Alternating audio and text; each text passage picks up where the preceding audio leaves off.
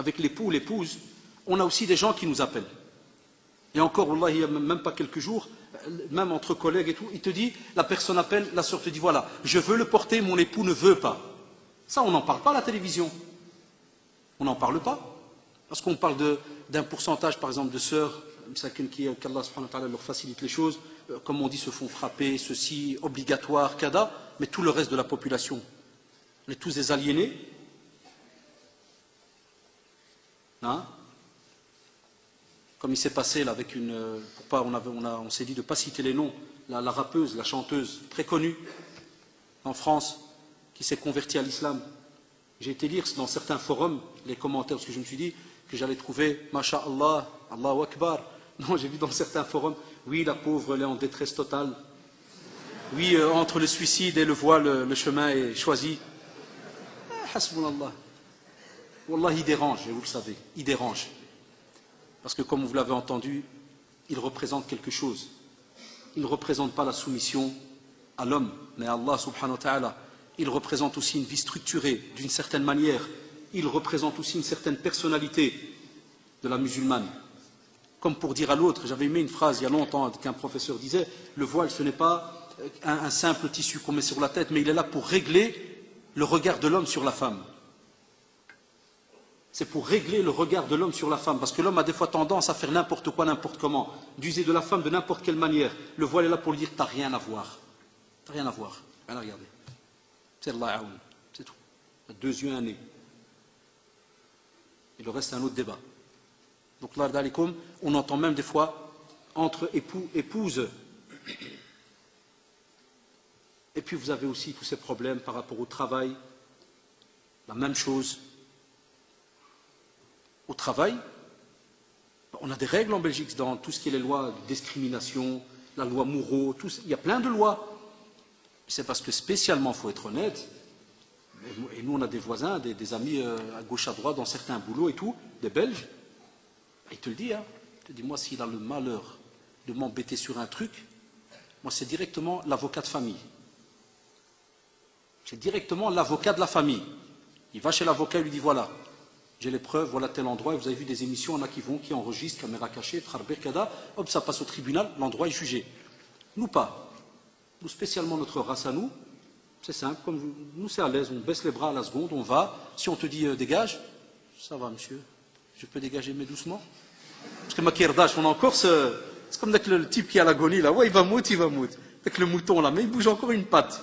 Nous on est comme ça, oui ça va, je dégage, mais pas me parler comme ça monsieur, ça va pas. Mais il reste quand même poli parce qu'il sait qu'il veut revenir le lendemain. Alaj, parce que son tawakkul, son rattachement, il n'est pas à Allah subhanahu wa ta'ala, il est à l'être humain. Donc il a peur de l'être humain, il est là. Ça va monsieur, on va pas... C'est qu'on ne pourrait pas ailleurs. Quoi. Mais il sait parce que demain il va revenir frotter la main. Il n'y a pas un travail, il n'y a pas... Non, on n'a pas de sharaf, on n'a pas de... Pour certains, on n'a pas de fierté. Donc c'est pour ça qu'on rabaisse vite les choses, c'est pour ça qu'on baisse les bras à la seconde. J'ai dit avocat de famille. Nous, c'est qui les avocats de la famille? Ben, c'est simple, c'est la famille. Hein, quand la fille vient et dit, voilà, papa, j'ai fait une licence. J'ai fait une licence 4 ans d'UNIF, je n'ai pas trouvé de travail. Ils m'ont dit, sur les 10 laboratoires, je dois enlever le hijab. Alors le père, il est là, il la regarde. Il calcule à la seconde. Des fois, certains, ils nous le disent. Hein. Tu vois, Benti, j'ai entendu, à ce qui paraît, le darura tubihu al-mahdoura. Il y a des règles comme ça. Comme quoi, les cas de force majeure, tu peux enlever. C'est l'avocat de la famille, on le fait entre nous. Et beaucoup nous l'avouent, de filles et autres, que c'est rare que dans la famille, on a subhanallah de l'encouragement et qu'on vient, qu'on lui dit Masha'Allah, Sbar. Au contraire, chaque minute que tu as l'occasion d'adorer Allah subhanahu wa ta'ala, eh bien, c'est aussi un travail, c'est aussi un acte d'adoration, c'est aussi un bénéfice immense. Patient, qu'Allah subhanahu wa ta'ala te donnera. Non, nous, des fois, on a cette panique qui est là. Et c'est comme si on doit directement dire à la personne, ça fait, ben enlève, comme ça tu as ton plaisir dans la vie. Est-ce là le plaisir, le vrai? Est-ce que pour nous les musulmans, le plaisir, la joie, la sérénité, vivre à l'aise, c'est l'argent, tout spécialement? L'argent? Non. Et c'est pour cela que, Mustafa me rappelait tout simplement de rappeler que l'ordre dans les versets indiqués, eh bien cet ordre, tous les ordres qui sont indiqués dans les versets, on vous dit c'est une obligation. C'est une obligation. Et rien n'indique qu'il s'agit d'une recommandation. Et Wallah, comme il a bien dit tout à l'heure, et spécialement ceux parmi vous aussi qui s'y connaissent en sciences religieuses, c'est ça qui nous fait mal au cœur, c'est quand il y a des débats et qu'on sait que dans notre religion, mashallah, tout est structuré. Les mots ont Wallah, leur poids et leur valeur. Quand tu dis recommandation, c'est une définition bien spécifique en religion.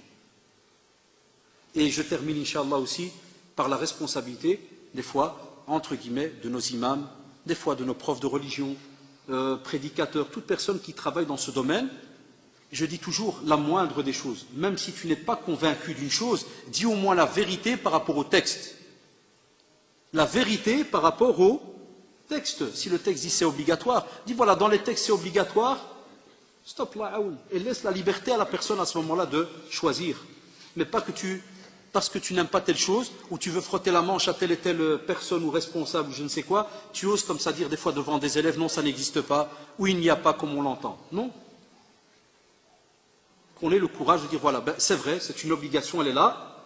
Chacun, donc à ce moment-là, alhamdoulilah, est responsable, c'est réfléchir, c'est poser des questions, c'est aller de l'avant, mais que l'on prenne comme ça la place des autres pour répondre et dire n'importe quoi au nom d'Allah subhanahu wa ta'ala et son prophète, c'est là qu'il y a donc cet avertissement qu'on a peur qu'un jour ou l'autre Allah subhanahu wa ta'ala descendra sur nous un châtiment, point à la ligne.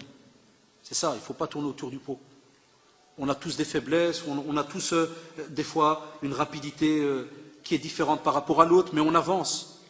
Et ce n'est pas parce qu'on n'est pas capable de faire une chose que nous-mêmes on va sortir une fatwa pour dire que ça n'existe pas. Ça c'est grave, on ne peut pas le faire. C'est pour cela, Allah jazakum bikhair, comme on l'a bien dit, vous allez voir, ce n'est pas pour se contredire ou quoi que ce soit, mais Allah subhanahu wa ta'ala nous le rappelle. Inna Allah la yughayyiru ma bi qawmin hatta yughayyiru ma bi anfusihim. Ça c'est un des résumés de tout ce qu'on vient de dire. Allah subhanahu wa ta'ala ne change pas l'état d'un peuple jusqu'à ce que cet état change de l'intérieur de lui-même, que ce peuple change. Hatta yughayyiru, c'est eux, ce qawm, cette communauté, cette population, c'est eux qui doivent changer. Ils attendent les miracles du jour au lendemain. Et à ce moment-là, ceux qui sont en face de nous comprendront qu'effectivement, il y a une communauté qui mérite le respect, qui mérite d'être entendue, parce qu'on est comme toutes les autres religions, comme vous le savez, on est reconnu en Belgique depuis 1974. C'est dans un arrêté royal, et il y a des subsides qui sont là, il y a des budgets, il y a tout. Mais effectivement, je leur donne raison, quand en face ils trouvent qu'il n'y a rien de structuré, ou que des ébauches, et ça part, ça vient, ça part, ça vient, c'est normal que, comme vous le savez à ce moment-là, chacun est en droit, en usant les lois et en essayant de trouver des moyens, eh bien, on vous interdit ceci, ou on teste, hein, on essaye, tiens, on va interdire, on va voir s'il n'y a pas de réaction, ben ça passe, s'il y en a une, hop, on va revoir certaines règles et ainsi de suite. Non, c'est à nous, alhamdulillah, de bien revoir les choses, de bien se restructurer, d'être aussi sincère vis-à-vis d'Allah subhanahu wa ta'ala, et de ne pas embêter les autres, mais plutôt de les conseiller, d'être à leur côté. Et chez nous, donc, pour terminer, ni on insulte, ni on frappe, ni on court après quelqu'un, comme on l'entend dans certains débats. Wallahu ta'ala a'lam, subhanaka Allahumma wa bihamdik, ashhadu an la ilaha illa ant, astaghfiruka wa atubu ilayk, subhana rabbika rabbil izzati amma yasifun, wa salamun ala al-mursalin, walhamdulillahi rabbil alamin.